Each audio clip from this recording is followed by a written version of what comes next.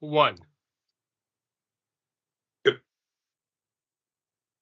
Welcome to Coleman Report Live. I'm Bob Coleman, and we're talking Main Street and the small business lenders who help it grow. Lance, good to see you. John, I don't see you, but I hear you. Oh, I'm here. John, I know we're having ridiculous tech issues, but Michael has assured me that we will solve it by next Friday. Right, Michael? Absolutely. You're just gonna fly John to Arkansas, and he can join me here. Or we can bring him to L.A. I don't know. It's his call. Hey, John, we've missed you. What's going on in Washington? Bring us up to date. Well, I with regard to the budget, I guess they're continuing to work, towards a longer solution. But right now, things are functioning. So I guess that's that's a good thing.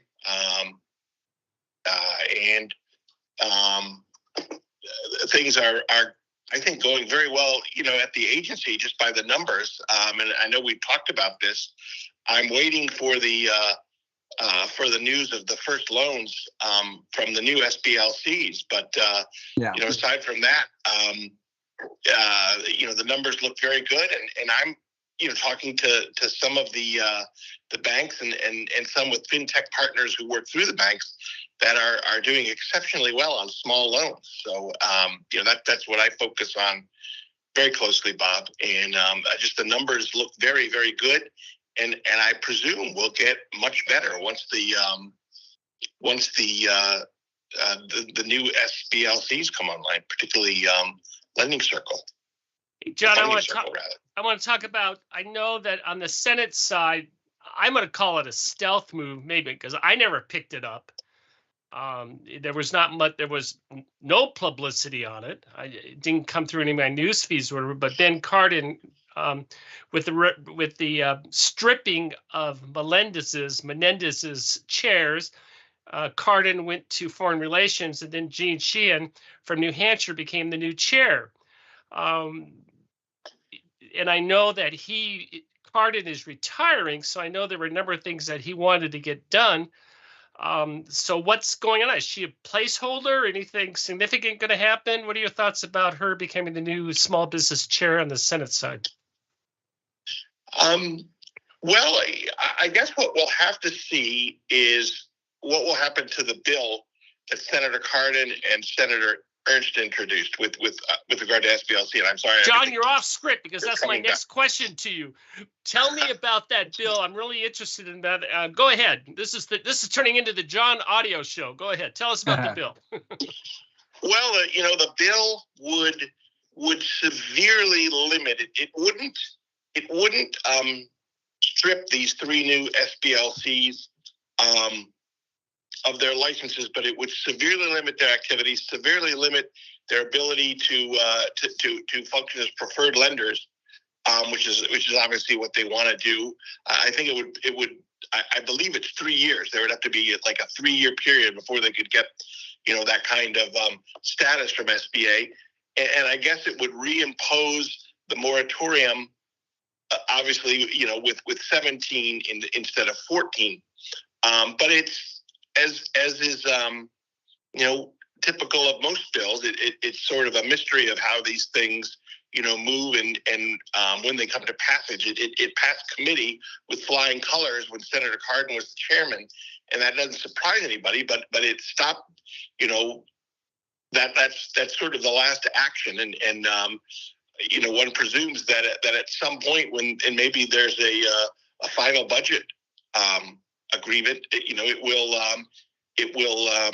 if depending on the skill of Senator Cardin and his allies, it could make its way in there. I know that the Republicans support it in concept, and that there's been a lot of talk about details and could they find a solution that all sides can agree on. Maybe that's the sticking point, but right now, what everyone tells me is it nothing passes as a standalone measure. It will be attached to some bigger piece of legislation, some must pass, perhaps the defense authorization, something like that. Well, you're much more on top of this than I am. So first of all, let's take a step back. The three new SBLCs are Arkansas Capital, Alaska Growth, yes, and Fundex out of San Diego. Is it Fundex? Funding Circle. Funding Circle. Fund. Thank you. Yeah. I knew I was off. So this bill, is it fair to say it targets them, that they can't become full PLP lenders if it goes through? I think that's fair to say. It doesn't target them because they're them. It doesn't, Right. No Well, one it is does. casting any aspersions on these three organizations. It targets the policy. So it's targeted at the policy, I guess.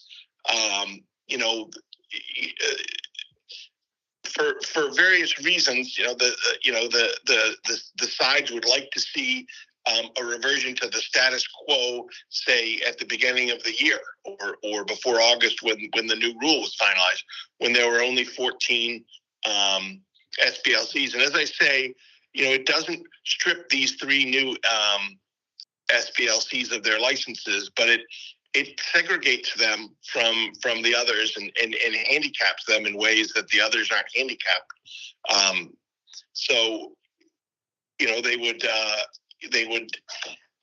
would just go through this sort of very presumably very difficult sort of apprenticeship before they could then get up and running. They would like the other SBLCs and the other lenders preferred status, and before they could really do anything at scale. Right. Well, I know on the other side of the issue, I know ICBA it isn't a fan of this, ABA and the credit unions. And the reason why is everyone understands that if you have one rogue lender, it can cause a lot of problems on the subsidy as well as public perception of the programs. I am certainly not implying any of these three are rogue lenders, but over the history, we have a number of rogue lenders that have caused a lot of heartache, a lot of losses, and a lot of internal strife. And I guess the theory is they want to avoid that type of scenario, John. But what do you think is going to happen? Put you on the spot. When coming to talking about Washington, I always, if I have to make a prediction, I will predict in favor of inertia. Since the rule is in place, honestly, I don't think anything will happen, since it would, it seems to require legislation to change things, and that is just a very tall order, even for very influential members of the party in the majority, and by that I mean Senator Cardin. Even though he is retiring, he is a very influential member. You have to believe that he's very well thought of for him to make the move that he made. I mean, that's sort of the premier committee in the Senate, and he's now the chairman there. Now, I should know the answer to this, and I don't. I don't know if you do. Is he still a member of the Small Business Committee, or has he given up all his ties? I don't know. I don't know the answer to that. And I suspect even if he was still sort of pro forma a member, that he wouldn't have a lot of time to devote to it. But I believe, I do believe he's very interested in this bill, because he has been a longtime champion of the Community Advantage program, and that's really at the heart of why he's involved in this. Is the big changes the rule made to that. So I don't think he will lose sight of this. Well, he has a year left on his term, so a lot can happen in a year. He certainly has his hands full with the Foreign Relations Committee on the broader scale, Lance. We don't talk politics here, but I think there's more important issues in the Foreign Relations Committee than an SBA, and I'm certainly willing to acknowledge that and say let him do his good work over there. Well, very good, John. What are you working on? I would like to just continue to focus on this SBLC issue. What strikes me always is the numbers, is the tremendous progress SBA has made on access to capital. There have been really big strides made, and I think that's to the credit of the agency, but it also, creates this question. Are radical changes needed? There are more and more institutions, lending institutions, current lending institutions, that are focusing on the small dollar segment, if you want to call it that, 150,000 and under. For all of you out there, check out SBA's office's advocacy website. They're doing some pretty creative things in terms of statistics, infographics, sheets, and whatever. Last week, beginning of November, they listed a Veterans Day access to capital scorecard, Hispanic, Black, Native Americans. So they're showing SBA's, I don't want to use the word progress, John. I think that could be a pejorative term implying that they haven't done it in the past, but showing the inroads or the access to capital they are making to those underserved markets. Absolutely. Very good. Well, John, I agree, and it's an interesting question because it creates this obvious question. Do you need to make significant changes? And the answer can always be we like what we have done. We are thankful for what we have done, but we could certainly do a lot more.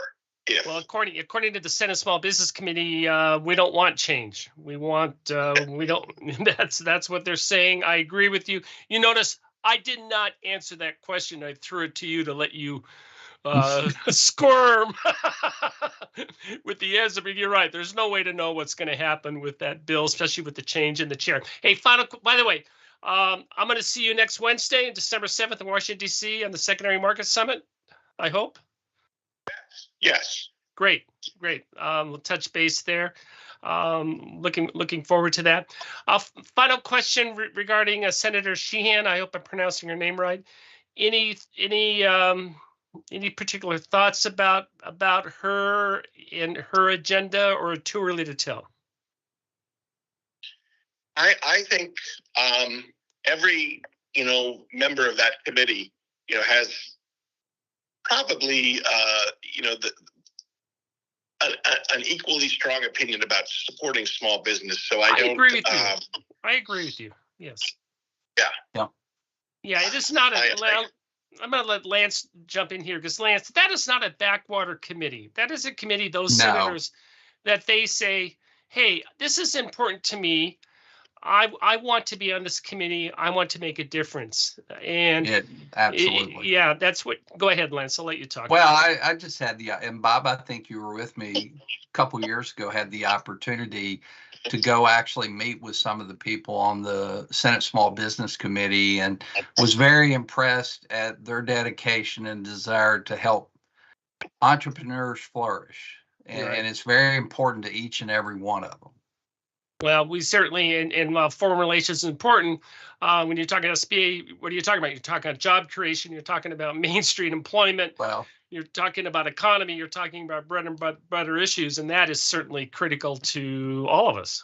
Well, guys, I was giving a presentation to a bunch of high school kids the other day, and I was looking for some statistical information to support why small business is important. And of course, we know it is. But this has been the case for years. Still, 91% of all new job creation in the country occurs with small businesses.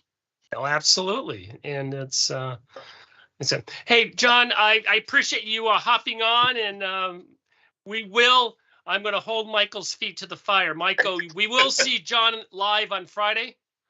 I will do my best. That's not what I want to hear. I want to hear it. Yes, sir. I mean, absolutely. Yes, sir. There we go. That's what I want. Bob, I have a brief announcement today. Please. Guys, I'm wearing my Ozarks gear today. I have an exciting announcement. I know I've talked about this before, Bob, but Chancellor Dunsworth at the University of the Ozarks has agreed, and starting in January, I will be teaching a course on small business administration lending. Awesome. It is a senior level accounting course. We will be immersing I will be immersing those students. There's no textbook, guys, except for the SOP. The SOP 5010 7.1. SOP 5057-3, and I'll have a group of senior level accounting students that I'm going to spend a semester getting them knowledgeable about SBA lending. And I only say this, Bob, if any of your institutions have interest in communicating with these students at the end of the semester about potential employment, shoot me an email, lance@colemanreport.com, and I'll get you connected, because what will make this happen and continue is these students getting opportunities in small business lending, guys. But I'm really excited about this because That's it's great, an Lance. actual senior level accounting course called SBA Lending. Pretty cool stuff. I will make sure we do not have the latest SOP up in Amazon. I will make sure we get that up. I'm also going to make sure I'm going to lower the price as low as we can. So it sounds like maybe we already sold 10 or 12 textbooks, Lance, maybe. They're going to need a copy of it, Bob. All right. Well, it'll be on Amazon. It is not going to be your traditional course, and that's what I explained to the chancellor. I said, this is not traditional. I'm going to be teaching from SBA SOPs, not from a textbook. And so I'm very excited about it. Well, very good. Hey, Lance, real quick, logistically, I had to move your webinar from the 29th. Is the new date will be the 7th. So we'll get that out to you on that, and that'll be a week from Wednesday, Lance. So I know that is another subject near and dear to your heart.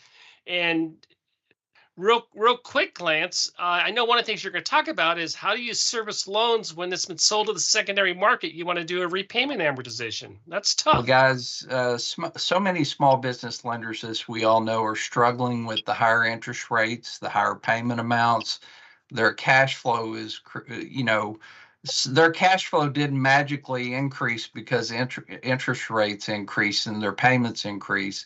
So this webinar is so important, understanding how to service SBA loans that have issues and knowing how you can restructure a deal to help them be able to make payments on their loans and to perform on their SBA loans when it's not sold in the secondary market. But even more importantly, understanding what do you do when you have one sold in the secondary market and you need to adjust the interest rate, reamortize the payments, and what happens if the investor says no?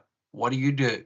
So we are going to cover very important material like that and other things in this webinar, and I would highly encourage each of you to get signed up for it. By the way, I made a mistake. John won't be on Friday; he'll be on Monday. So, Michael, you have the weekend to solve the issue. So, hey, John, thank you so much for joining us. Lance, it's always good to see you. I love the shirt. Show me the shirt again. Ozarks. University of the Ozarks, guys. All right, I love it. Thank you for joining us today for Coleman Report Live and for supporting America's Main Street, one entrepreneur at a time. Have a great Monday.